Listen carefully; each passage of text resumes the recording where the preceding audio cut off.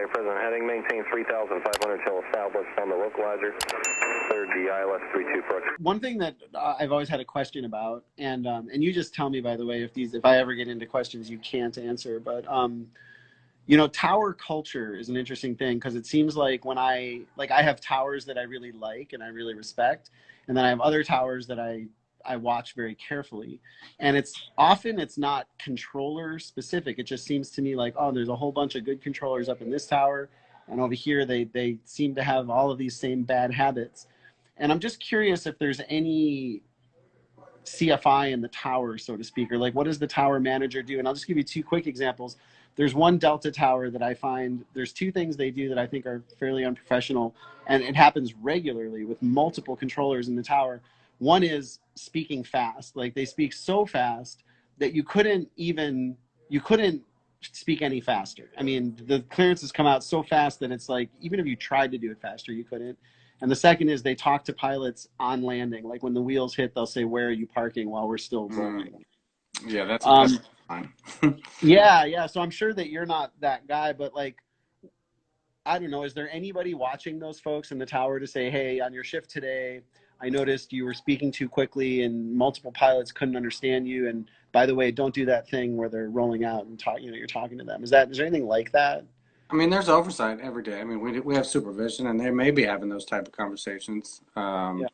They might not be resulting in the behavior that you're hoping for the next time. Right. You know, that's a tough one. I flew all over the East Coast, and we had certain airports at the airline that you knew you were going to get, you know, a machine gun of instructions. O'Hare Ground, for example, was, you know, we were built ready for that. Pen on the paper, ready to go, and they'd give you 45 different taxiway in your route, and you had to be ready. But, you know, I know this is easier said than done, so don't take it the wrong way. It's okay to say, "Please slow down. You're talking a million miles an hour." And even if you laugh when you're saying that, it might make them, you know, it might make them pull back a little bit. Hey, you know what? But they're really succeeding maybe 99% of the time in delivering their message, so they think it's okay, until someone says, "Hey man, you are speaking a million miles an hour. Please slow down just a little bit." And coming from an instructor, you could say that. Your tone is, I feel like you, Jason, could deliver that message in an effective way. I got to be honest, it would have not occurred to me in a million years to say that to an air traffic controller. See, and that's a point I want to make. We're humans too. We have a book, we have rules, we have phraseology, but we can speak, we can use our own brain and, you know, say things that aren't necessarily in the book. And I've been told I'm talking too fast. I've been in the room when other controllers have been told, "Hey, slow down. You're speaking a million miles an hour." That's okay. I'm not going to take offense to that. And it might make me pause. Like, all right, the worst thing you can have as a controller, sometimes when we're training, the trainees will do this. They know they have 12 different things to do, and they want to get them done quick, and they know how to say it right. So they'll speak so fast that the pilots don't hear them, and they have to do it again. So all that gain is lost. You have to repeat it. So don't be afraid as a pilot to say, "Please slow down, man." And you could say it in a joking way. It's okay to use common phraseology and normal English to get your message across. So. Yeah, that's really amazing to hear you say that, because I really never would have said that. I see people in the comments too saying, "Gosh, I wouldn't have thought to say that," but it does make sense. And I think when it comes to professionalism, what you just said from both the pilot and the ATC side is really critical. That there's a perfect speed. There's too slow and there's too fast. Like, I don't want to be the pilot that keys the mic and says, you know, San Carlos Tower, Grumman, you know, it's like, oh boy, here we go. And he's just holding the button down, right? Or waiting, saying, "Let go, let go, let go, let go." Yeah, no, everybody on the frequency. Yeah, you know, I get made fun of this, and I take it on. I meet it. I understand. I take full responsibility when I'm really busy. And I know that if I miss a call, or if a pilot can't understand me or something, I will go into, I'm laughing, people call me the robot.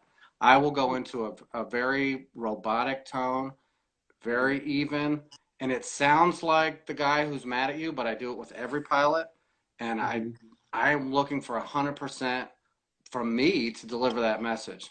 I'm going to go in order. I'm going to say it the same way every time. I'm not going to rush to turn on to final when we have to spew out where you are, turn, clearance. I'm going to do it in the same monotone way.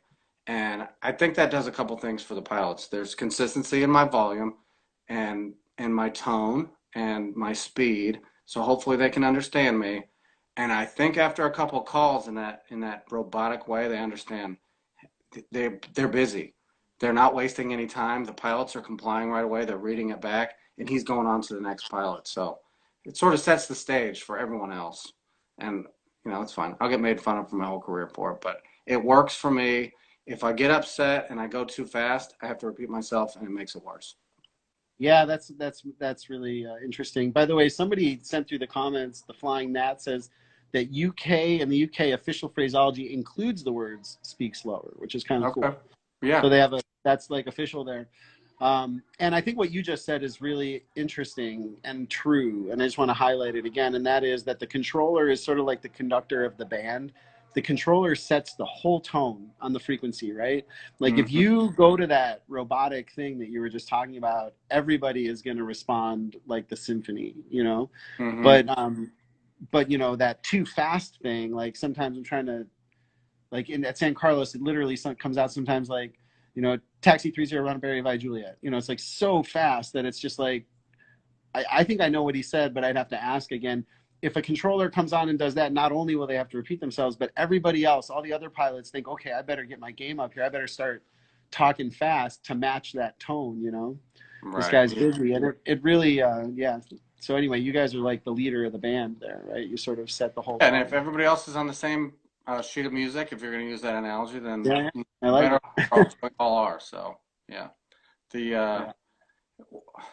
I understand, but don't be afraid to speak up. Right.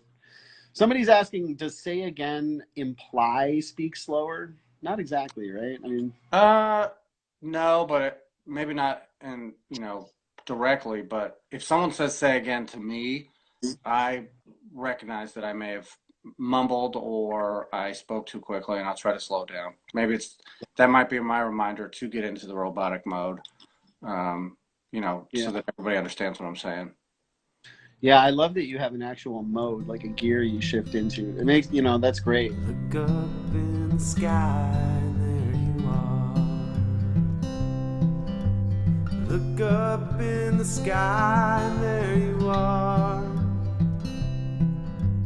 Floating like an angel on the air.